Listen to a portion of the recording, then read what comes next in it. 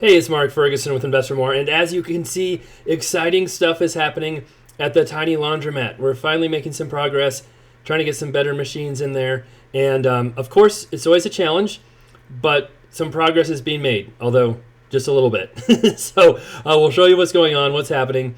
We'll talk about all the plans at the laundromat, and of course, we'll see if there's any money here. This is yesterday when my guys were starting to take out some very, very old dryers and put in some not so old dryers. And every time I'm there, I always check to make sure that there's plenty of quarters in the change machines, that they're working, because that is number one why we have low sales when the change machine is not working. So it had, some quarters gone.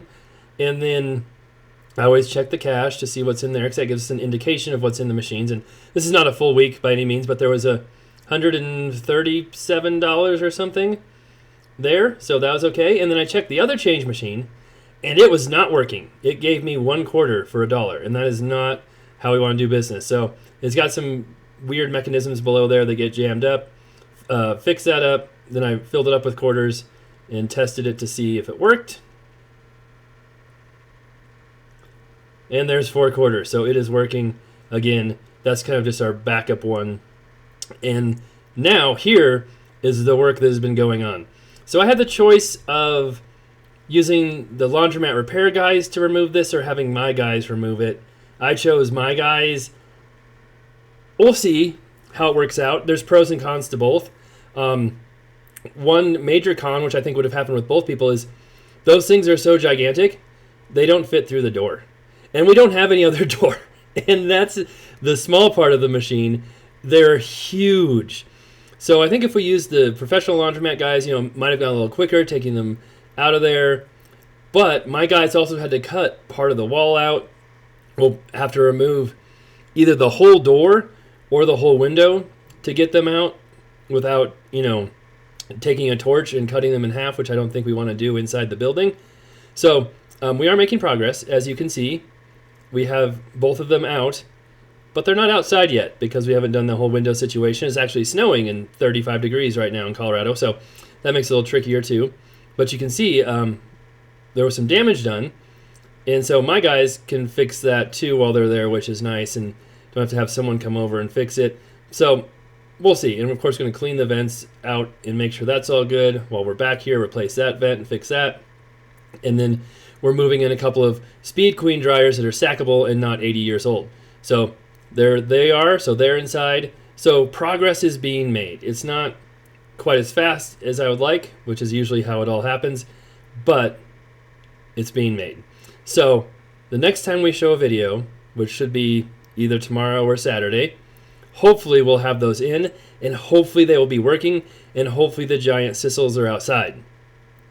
I have a pretty good confidence in these machines being in there and possibly working.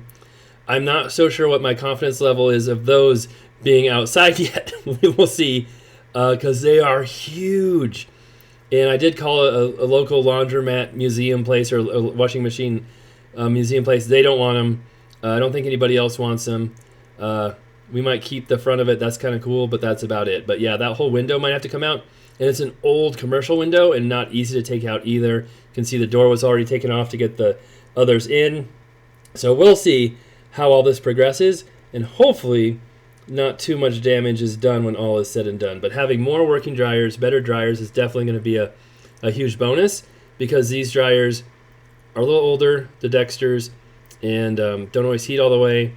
And having more options is, I think, really going to help the laundromat. So it'll be exciting to see that.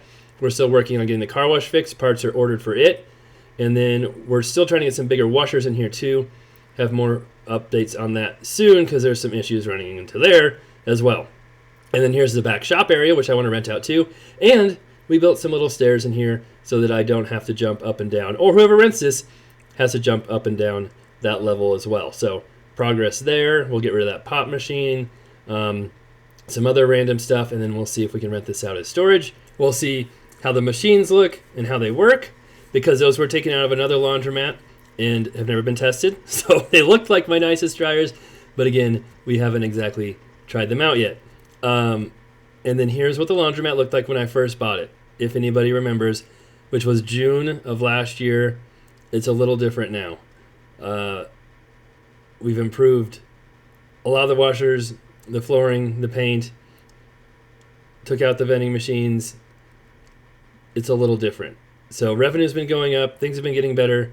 Hopefully this helps even more. And here's the car wash, how it was as well. And that's been down because we've had some broken parts, been trying to figure out exactly what to do.